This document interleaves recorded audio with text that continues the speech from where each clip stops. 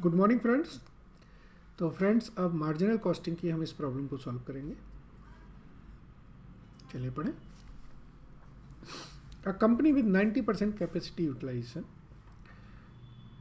is manufacturing a product and makes a sales of rupees 9,45,000 at rupees 30 per unit। Cost data हमारा ये दे रखा है उन्होंने। Fix cost is 94,500 up to 90%। Beyond this, an additional amount 15,000 will be incurred. So you are required to calculate level of output at break-even point. Okay. Number of units to be sold to earn a net income of 10% on sale. Level of output needed to earn a profit of rupees 1,41,375 rupees. तो friends पहले जो existing situation है हम उसको analyse करते हैं, इसके बाद फिर हम इसमें आगे वर्क करेंगे। ठीक है, चलिए देखिए। गिवन है हमारी सेल प्राइस जो है वो है हमारी 30 रुपीज़। इसमें से कम करें आप वेरिएबल कॉस्ट। वेरिएबल कॉस्ट में मटेरियल आपका 9 रुपीज़ का हो गया, लेबर आपकी 7 रुपीज़ की हो गई, वेरिएबल ओवरहेड आपके 4 रुपीज़ 25 पैसे के हो गए। ठीक है, ये हो गया आपका टोटल 20 रुपीज़ 25 पैसे। ठीक है जी। तो इसमें से कंट्रीब्यूशन पर यूनिट आ रहा हमारा 9 रुपीज़ 75 पैसे।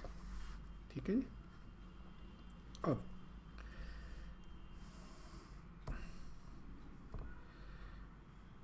जो सेमी वेरिएबल कॉस्ट है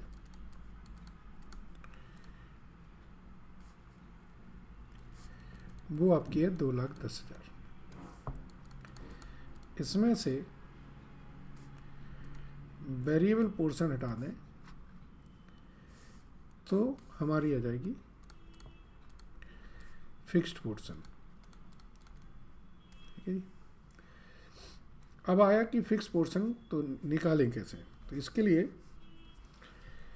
ये वर्किंग नोट 1, वर्किंग नोट 2 हमारी आएंगी number of unit at 90% capacity पे। सेल्स हमारी है 9,45,000 की। 9,45,000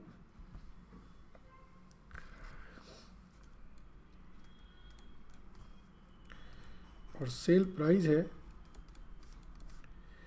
30 रुपीज़ पर यूनिट। तो जो नंबर ऑफ यूनिट्स आएंगी वो कितनी आएंगी, 9,45,000 डिवाइडेड बाई 30, 31,500। तो ये नंबर ऑफ यूनिट्स आई, ये 90% कैपेसिटी पे आई। तो जो फुल कैपेसिटी आएगी वो कितनी होगी,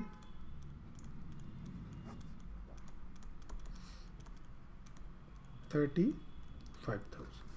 ठीक है।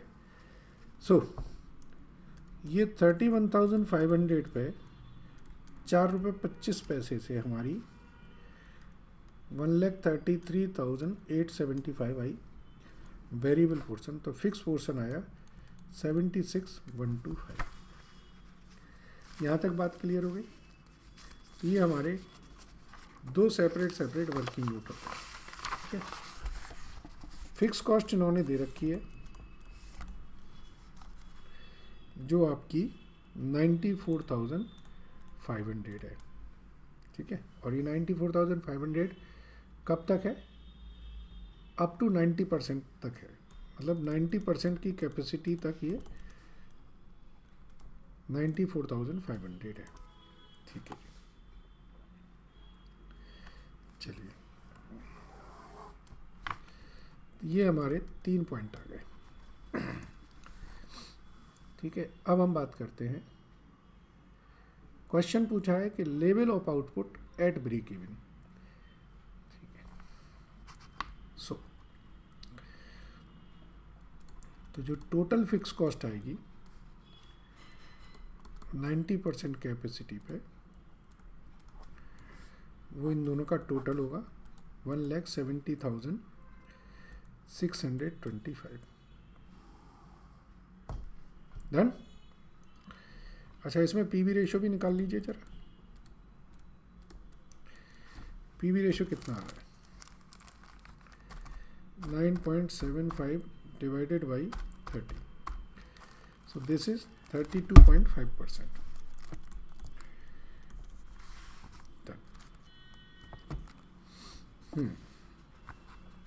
सो पहला क्वेश्चन है,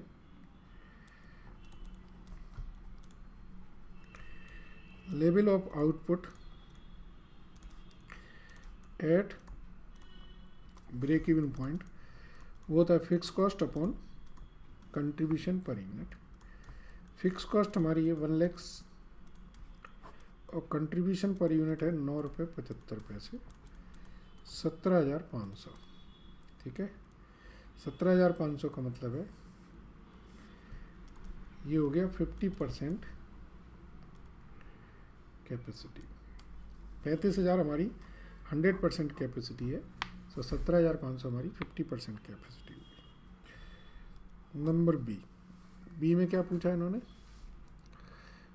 number of unit to sold to earn a profit ऑफ 10% ऑन सेल। ठीक है, लेट सेल इज एक्स, तो प्रॉफिट कितना होगा? 0.10x। Sales for desired profit, fix cost plus desired profit upon PV ratio 170,625 plus 0.10x upon 32.50%। ठीक है जी। So x is equal to 170,625 plus 0.10x upon 32.50%।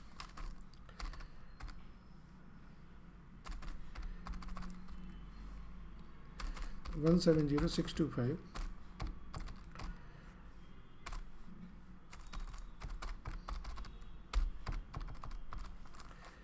that comes to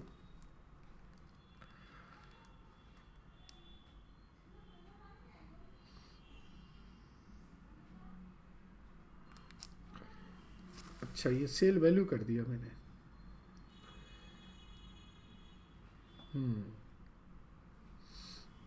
cell value नहीं होगी, cell unit कर लेते हैं, क्योंकि यहाँ पर क्वेश्चन में,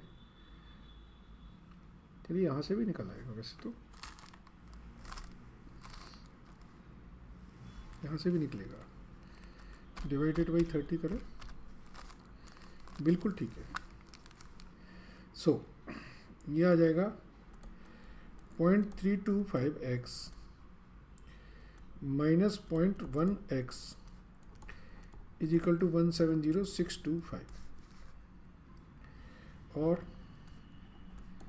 x is equal to 170,625 divided by 0.225। 170,625 divided by 0.225, so that comes to 758,333। ठीक है, ये सेल वैल्यू आ गई। सेल वैल्यू फॉर 10% प्रॉफिट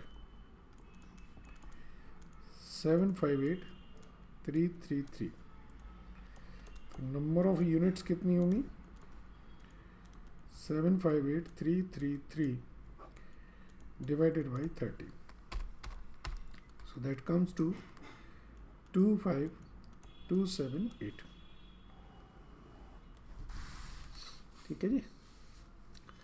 और है level of output needed to earn a profit of, चलिए तो see, sales for profit of